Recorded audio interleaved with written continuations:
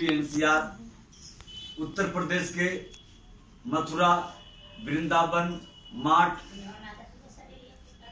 कानपुर, लखनऊ, अयोध्या, प्रयागराज होते हुए बुंदेलखंड के 7 जिले एवं 47 विकास खंडों में यह यात्रा गई। इस यात्रा के माध्यम से एक किसान एक गाय अभियान के अंतर्गत, जब आप राज्य का नाम ले रहे हैं तो फिर जीरो को इस लेवल पे मत गिनाइए। हमने सुने फिर डायरेक्ट अब राज्य की ही बात करेंगे। इस यात्रा के माध्यम से एक किसान एक गाय अभियान के अंतर्गत कैसे किसानों को 10 किलो गोबर, 7 लीटर गोमूत्र, 1 किलो गुड़, 1 किलो दलहन का बेसन एवं 1 मुट्ठी पेड़ या मेड़ के नीचे की मिट्टी को लेकर के 72 घंटे के अंदर में कैसे फर्टिलाइजर बना करके 1 एकड़ के अंदर जहर मुक्त खेती करे, उसका प्रशिक्षण एवं संकल्पित कराया गया। यही क्रम हरियाणा, राजस्थान, छत्तीसगढ़, मध्य प्रदेश, उड़ीसा, झारखंड होते हुए पश्चिम बंगाल के गंगा सागर के पावन तट पर गई। इस यात्रा के संयोजिका श्रीमती विष्णुप्रिया जी, जो 90 दिन इस यात्रा के साथ रही, और मैं बहन विष्णुप्रिया जी से निवेदन करता हूं कि इस यात्रा का पूरा वृत्तांत बताएं। वंदे गोमातरम। सभी भारतवर्षी को, गोभक्तों को प्रणाम। ये जो यात्रा चल रही थी, अभी भाई साहब ने बताया कि कौन सी राज्यों में गया है यात्रा, तो हम लोग का जो उद्देश्य था उसी उद्देश्य के तहत गांव-गांव में किसान कैसे गो आधारित प्राकृतिक खेती करे, उसी को डेमोन्स्ट्रेशन करके बताए हैं और प्रशिक्षण दिए भी है कि गोबर से कैसे प्रोडक्ट बनाए, खाद बनाए, क्योंकि अभी नारों से नहीं, गाय दान से नहीं, विज्ञान से बच सकती है, सिद्ध करके दिखाना है। तो इस उद्देश्य को गांव-गांव तक फैलाने के लिए और भी कैसे इस यात्रा को, बस एक ही मांग है कि एक ही प्रार्थना है सभी से, पूरी जहाँ यात्रा गया है उन लोग का भी ये मांग रहा है कि फिर से इस यात्रा को शुरू किया जाए और भी बहुत सारे जिलों में, बहुत सारे देश में इस यात्रा को फैला जाए और इस यात्रा को महत्व को लोगों तक, जन-जन तक पहुंचा जाए। भारत की अमूमन सारी सरकारें इस समय गौ सुरक्षा और गौ संवर्धन संरक्षण की बातें करती हैं। इसमें अग्रणी सरकारें रही हैं उत्तर प्रदेश की जी। बंगाल में एक कवायद चल रही है। बंगाल में आप काफी दिनों तक सक्रिय रहे हैं, अभी भी सक्रिय हैं बंगाल की गौ सुरक्षा के लिए। आप लोगों ने अलग से क्यों आंदोलन चलाया?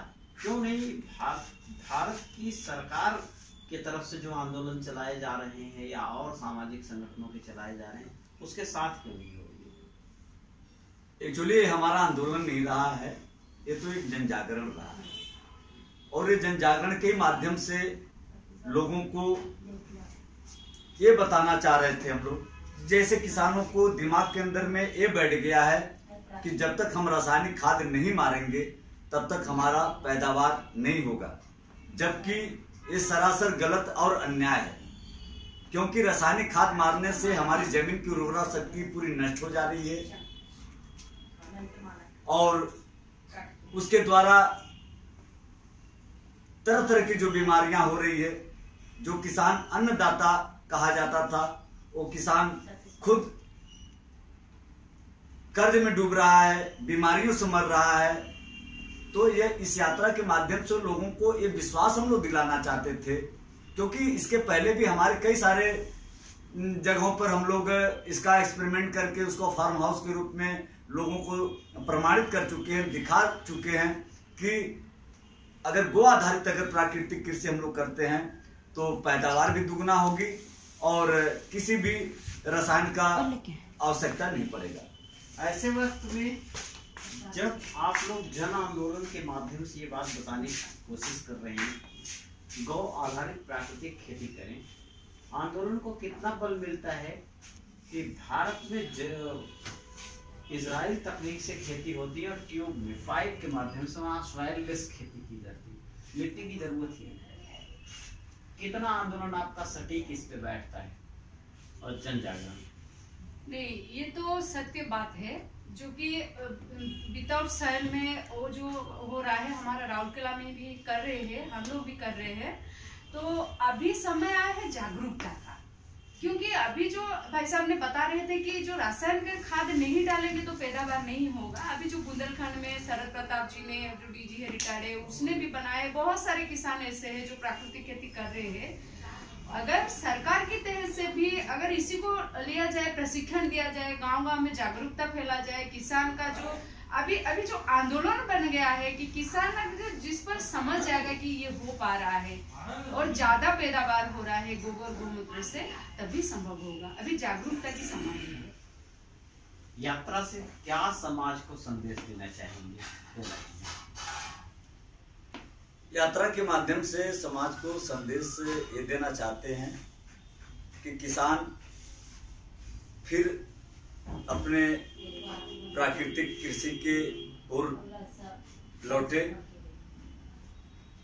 जबकि वर्तमान में किसान के दिमाग पे मैंने पहले भी बता चुका है कि पूरा दिमाग आप अपने आंदोलन को किसान की तरफ डाइवर्ट कर रहे हैं। आपकी गौ सुरक्षा यात्रा है, गाय कितनी वरदान साबित हो रही है? देखिए, ऐसा है कि गौ सुरक्षा का मतलब यह है कि आज हमारे कामधेनु अनुसंधान कर्ताओं ने लगभग पंचगव्य के द्वारा 1100 प्रोडक्ट बनाने में सफल हो गए। जैसे गोबर से धूप बनाना, गोबर से कंडे बनाना, गोबर से सौदा की लकड़ियां बनाना, इसके अलावा विभिन्न तरीके की मूर्तियां बन रही है, इसके अलावा पंचगव्य के द्वारा दवाएं बन रही है। तो इस तरीके से लगभग 1100 प्रोडक्ट अभी। आप इतना बोल दीजिए, गाय हमारे लिए जीवन दायिनी है, कैसे बने, उसके लिए क्या करें, यही हमारे इस यात्रा का उद्देश्य रहा और आगे रहेगा। बस इतना बताइए। गाय हमारे लिए जीवन दायिनी है और यही